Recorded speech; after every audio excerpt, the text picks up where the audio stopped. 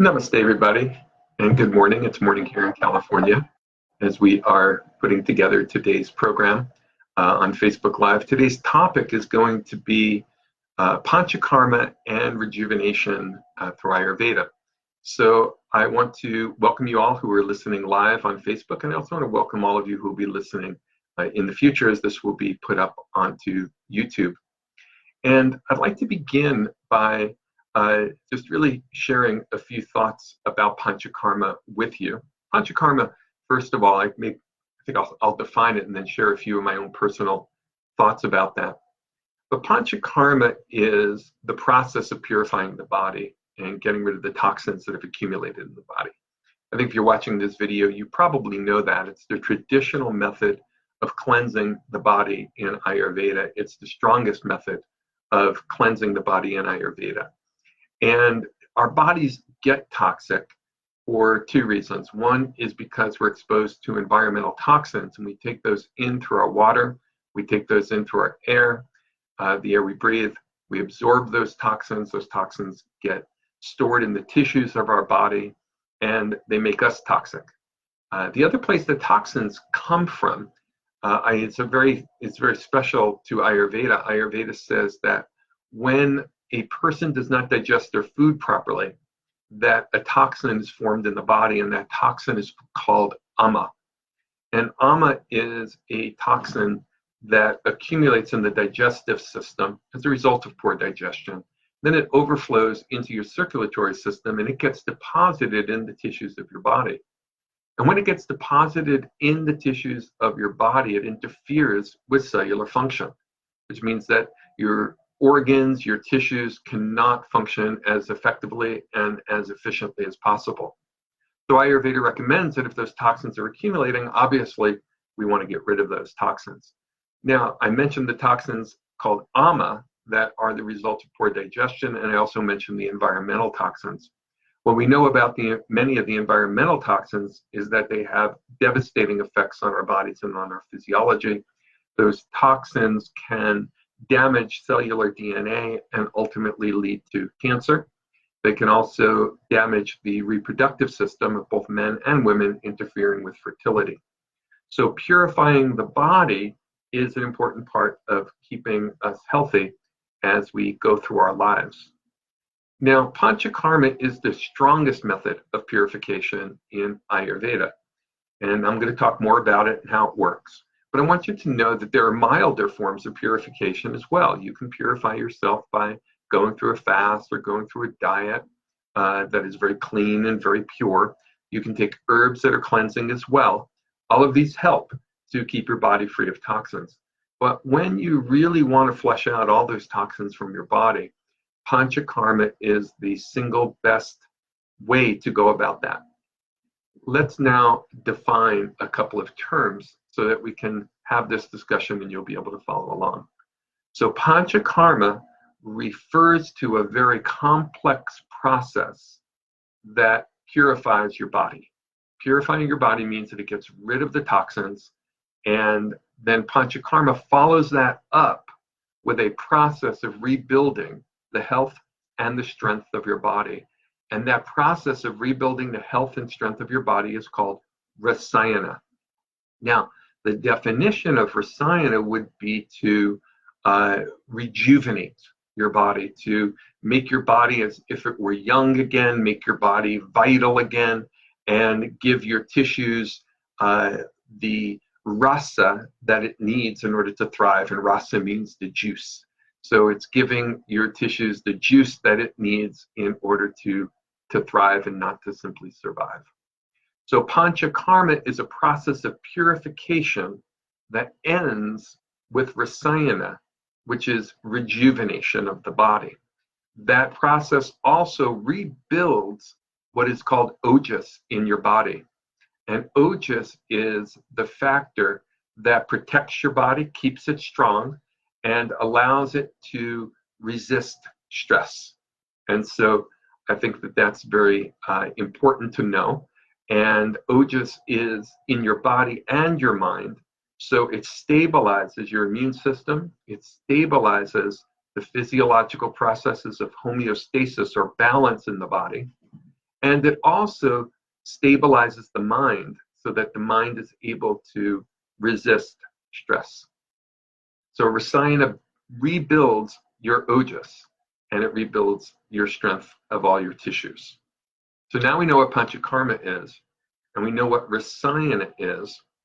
Now, I want to mention a few more terms. And one of those terms that I want to mention to you is rejuvenation, because the word rejuvenation is being used in common practice of Ayurveda, sometimes a little bit technically inappropriate, because a lot of people who watch these videos that I make are practitioners. I want to make sure that I cover this well enough for you.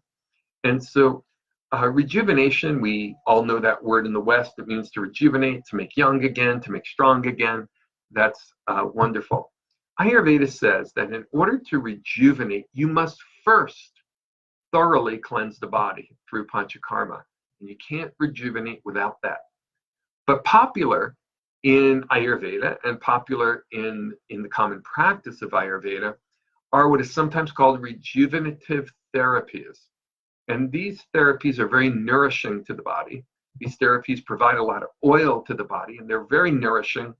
The word rejuvenating may not be the best word if we're thinking about Rasayana, because Rasayana means to really rebuild the body, and it's translated by most people as rejuvenation. So what is it then, really? What we're doing when we don't do Panchakarma, but instead we do rejuvenating therapy, technically we're doing something called Vajikarana therapy, which means we're building up the strength of the body, but we're not able to develop the highest quality of ojas. To develop the highest quality of ojas, it's very important to first thoroughly cleanse the body and remove the ama that's in the body.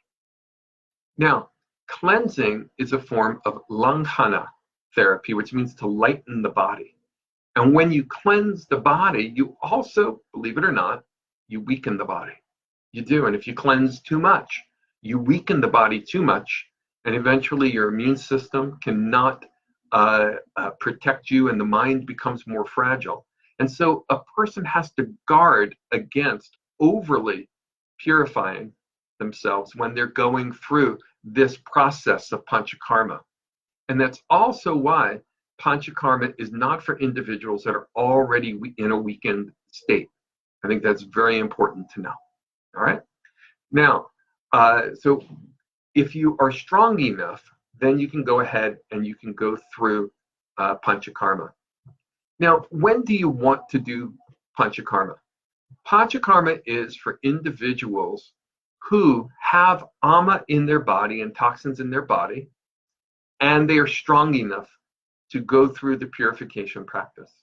Your Ayurvedic doctor or clinical Ayurvedic specialist can evaluate you and determine the level of ama that is in your body and determine whether or not Panchakarma is appropriate for you. If you are not very toxic, if you don't have that much ama and your digestive system's been working well, then you may not need to go through Panchakarma. Not everybody must go through Panchakarma. So an Ayurvedic practitioner will assess the amount of toxicity in your body. Once they know that you have ama, the next question the practitioner asks themselves is, are you strong enough to go through Panchakarma? Because when you go through Panchakarma, I mentioned already that you will weaken the body and weaken the mind as you purify it. As you lighten the body, lighten the mind, then you're going through a purification process. So they will make this determination. If you're not strong enough, then they're going to recommend first that you go through these rejuvenative therapies or oil therapies like Ayurvedic massage and Shirodhara that are going to rejuvenate your body first and get you ready to then be strong enough to be able to cleanse your body. They may work with you on your diet. They may work with you on your digestion, hoping to get you well enough, strong enough to go through proper Panchakarma. Now, there's another term I want you to know too, and this term is shamana. Shamana chikitsa. Chikitsa means treatment. Shamana chikitsa means pacifying treatment or palliative treatment. What it really refers to is cleansing the body in a very gentle way. And this is for individuals who are a little bit weakened.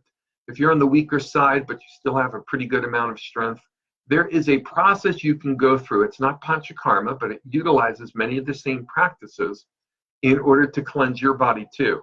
It's gentler, it's slower, and it's a beautiful approach to getting rid of the ama and the toxins that are in your body. All right, so the first question to ask yourself then is, are you a candidate for Panchakarma?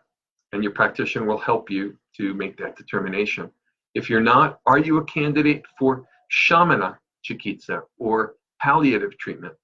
And if not, then you are a candidate for what we would call rejuvenative therapies. Sometimes it's called tonifying therapies, or the technical word Brahmana Chikitsa, meaning therapies that build your internal strength. Now, what is Panchakarma when you're going through it? What does the practitioner have to know to go through Panchakarma? Well, Panchakarma has 3 phases to it. The first phase of Panchakarma is called purvakarma, which means preparation. So a practitioner has to go through a patient has to go through the proper preparation as they're getting ready to purify their body. And that purpose of the preparation is to soften the toxins or ama in your body, loosen it up so that it flows through your circulation and flows back to the digestive system, so that ultimately it will be able to be eliminated from the body. So this preparation phase is called purvakarma, and it involves following for a while a light diet, taking herbs that begin to stoke your agni, which is the power of digestion, and then using more oil than usual in your diet and also on your body. And then rubbing that oil on the body in order to loosen up the toxins. When you go to a Panchakarma center that's residential like ours here at the California College of Ayurveda, you'll be receiving Ayurvedic massage every day, helping to loosen up those toxins so that they flow through your body back to your digestive system, where eventually they'll be eliminated from the digestive system. So that's the first phase of Panchakarma. It's called purvakarma, or you can simply think of it as proper preparation. Now comes the main practice of Panchakarma. And the main practice of Panchakarma is called pradhan karma. Pradhan karma are the practices of eliminating the toxins from your body. Now that you have liberated them from the tissues, they have come back to the digestive system, they now need to be eliminated. And there are several ways in which we go about doing that. One of the ways in which we do that is through what is called a basti, which is the Sanskrit word for an enema. So an herbal enema is given in order to cleanse the large intestine. Now that herbal enema is called a niruha basti. It's a decoction of herbs that are put together. Sometimes a combination of many herbs are cooked into a tea, and that tea is what is used for the elimination. Dashmula is often used. Dashmula is a mixture, for instance, of 10 roots. But we'll formulate that mixture to meet your needs. And we have to, of course, first do a thorough evaluation of you in order to know what type of a niruha basti or enema is going to be the best kind for you, what herbs should be in it. If you're suffering from a particular disease, then special herbs are added into that formula that target that specific disease. At our clinic, we often see patients with multiple sclerosis or with Parkinson's disease or cancer. And so we will formulate that medicine to be taken in through the rectum and the large intestine. So that's a basti. Now, that's the cleansing basti that gets rid of the ama. There's another kind of a basti too called an anyavasana basti, which is an oil enema. And this nourishes your colon, and this rebuilds the strength of your body. Sometimes we will alternate these. One day a cleansing one day a nourishing one, cleansing and nourishing, cleansing and nourishing. Or sometimes we'll do 2 cleansing, 1 nourishing, 3 cleansing, 1 nourishing. It all depends on how strong we want that Panchakarma to be, how strong your body is and able to go through the cleansing process. All right, so that's the first way in which we go ahead and we cleanse the body. The next way is through purgation. Therapeutic purgation is called virechana, and purgation means to induce diarrhea. So this is virechana, and with virechana, we're going to give you herbs to take, usually the evening before you're going to purge, and it's going to stimulate the purge in the morning. Sometimes in the morning, we need to give you some additional herbs if it hasn't been initiated shortly after awakening. And we want to see you really just purge everything out of your intestines at that time. Because remember, your intestines are the storehouse of all that ama that has come back to your digestion. So we have to cleanse your small intestine as well as your large intestine. And so the virechana, or therapeutic purgation, cleanses your small intestine. This is particularly important for people with pitta dosha imbalance. Now, the next cleansing action, one of these pradhan karmas, part of the main therapeutic practices of Panchakarma, is going to be therapeutic vomiting, called vamana. Now, vamana is the process of cleansing your stomach. And so we've already cleansed your large intestines with the enemas, or basti, cleansed your small intestine with the therapeutic purgation. Now we cleanse the stomach with therapeutic vomiting. And this is only for individuals who qualify to receive this therapy. They have a kapha imbalance and their ojas is strong. Okay? So they will receive therapeutic vomiting, and that gets rid of the ama that has been stored in the region of the stomach. And this is done, by the way, by taking certain herbal decoctions and drinking them, and it triggers the response. And there is a process that patients go through the night before in order to prepare their bodies for that, for the next morning. All right. Now, the next therapeutic process is called nasya. Nasya is a process of first dilating the sinuses and the nasal passages using heat that's applied to the areas of the sinuses.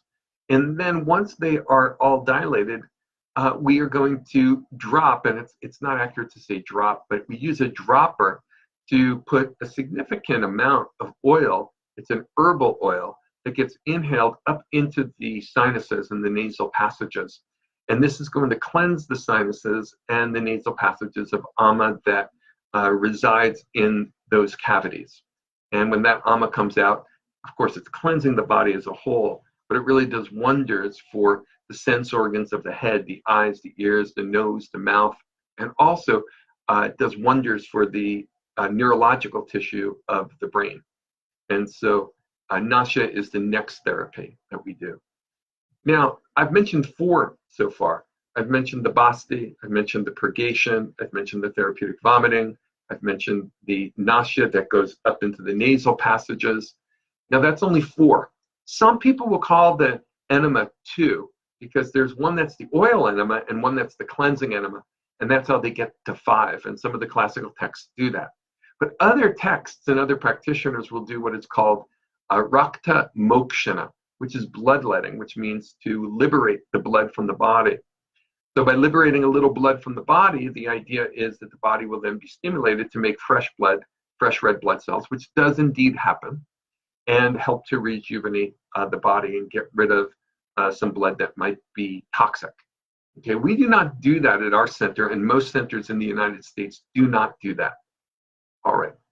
So these are the 5 cleansing practices of Panchakarma, and they are the pradhan karma. The next part, the next phase, is the proper follow-up care, and this is called Panchakarma. And the Panchakarma is the process of rejuvenating the body and making sure that you build proper ojas, that you get your energy back in full, and that you thrive in the world, and that you're strong enough to be able to withstand the stresses of the world. That process begins at the end of Panchakarma when you're at your weakest. So patients stay here at our clinic for a while, beginning to rejuvenate themselves as we carefully watch their Agni. This process begins with watching the digestive system, making sure you're digesting food properly, eliminating food properly, taking the proper medicines in order to make sure that that happens so that you can digest your food properly. Because only from proper digestion can ojas be built in your body. Now, that process of rekindling the Agni and bringing more and more food into your body slowly is called samsarjana krama. And this is the process of rebuilding the Agni and the strength of the body. We slowly reintroduce foods, and after a couple of weeks, we're going to give you some special herbal medicines that have a very powerful effect at rebuilding the ojas of the body. We don't give those right away because those would actually interfere with the Agni as it's trying to redevelop. And if we interfere with the Agni too much, you can actually get more ama and more digestive problems following Panchakarma. So we're very, very careful with the patients who are here at our center to make sure that when they leave, that their Agni is healthy. But it's not just when you leave, because the process of samsarjana krama is going to take about a month. Patients don't stay at our clinic for several months. And so we're going to continue to work with you through this process when you go home. And you're going to have weekly visits with your practitioner to make sure that your Agni is doing well, your elimination is doing well, that your ojas is being built, that you're able to withstand stress, and that you're feeling really, really good, which is extremely important because if Panchakarma is not done properly, there can be negative side effects. Now, we have a residential Panchakarma center here at the California College of Ayurveda, which means you're able to stay overnight, you'll be fed. You stay in a cottage where you have a therapy room in your cottage, which is just for you. You have a living room, you have a bathroom, you have a bedroom. You even have a deck that overlooks a koi pond and a meditation garden. It's a lovely place that you can stay while you're going through this process. You'll only be visited by our Panchakarma staff, and so it's a very quiet retreat that you'll be on as you go through this process. Patients come to the California College of Ayurveda for Panchakarma for anywhere from 5 days to 30 days. And we design the programs individually for each and every patient. So those programs are going to begin with a complete evaluation to determine what your needs are, as well as whether or not Panchakarma is indicated. And then we're going to work with you on the preparation before you come here. And then we continue both the preparation phase, the elimination phase, and we start the rejuvenation phase while you're here. And then you continue that when you go back to your own communities. So this is the process of Panchakarma. It's a wonderful process for being able to rejuvenate your body. If you do Panchakarma properly, then when you finish Panchakarma, you're going to feel amazing. Your mind will have quieted down. Your body will have quieted down. If you're going through any kind of an illness, you'll have taken a giant step forward in the healing of that illness. Now, Panchakarma leads into proper long-term care for making sure that you live a harmonious life and do not redisturb the doshas of your body. This is very important. So when you come to the California College of Ayurveda, after you complete your Panchakarma, your practitioner will continue to work with you at whatever schedule is appropriate for you for the conditions that you have been experiencing. All right. I do want to let you know about a few things that are coming up here at the California College of Ayurveda that you might be interested in. First of all, every July we have our Ayurvedic massage and body therapy training program. We also have our program in Marma therapy, in Ayurvedic facials. We have programs in Pinda Swedana, which are boluses made of rice that are dipped in herbs and then used to massage the body. These practices are all performed usually during the Panchakarma process when patients are here at our clinic. So this is all part of the Panchakarma, although it's also a part of spa therapies that are being practiced around the world. And so every July and the beginning of August, we have week-long intensives that you can come to, whether you're a student at the college or not. You're certainly welcome to attend any of those programs. These are electives for our students, and they're open as well to the general community. In addition to that, many of you know that I also am a teacher of Yoga Nidra, the CCA Yoga Nidra approach. And the next training program will be September 18th until the 22nd at the Shivananda Yoga Farm in Grass Valley. And that program's already filling up. So if you're interested in studying to become a CCA Yoga Nidra teacher, then you want to contact the Shivananda Yoga Farm in Grass Valley to register for that class. We are not doing the registration for that class at our college. They take care of all of that. As a special add-on to that, there's an extra program if you want to stay for an extra day to learn how to bring Yoga Nidra into the end-of-life community. And that's called Graceful Transitions, and that's taught by Dr. Andrea Dearhart, who is a specialist in bringing Yoga Nidra into the end-of-life community. I want to thank you very much for taking the time today to learn about Panchakarma. I hope that you will consider Panchakarma as part of your health routine. Remember, we live in a toxic world. If you want to be as healthy as you can possibly be, then you want to remove those toxins from you. There is no better, more complete, more in-depth method that I know of in order to remove those toxins than the process of Panchakarma. Many blessings to you on your healing journey. May you find the inner peace for your body, the inner peace for your mind, and the inner peace for your consciousness that you're looking for. Many blessings. Namaste.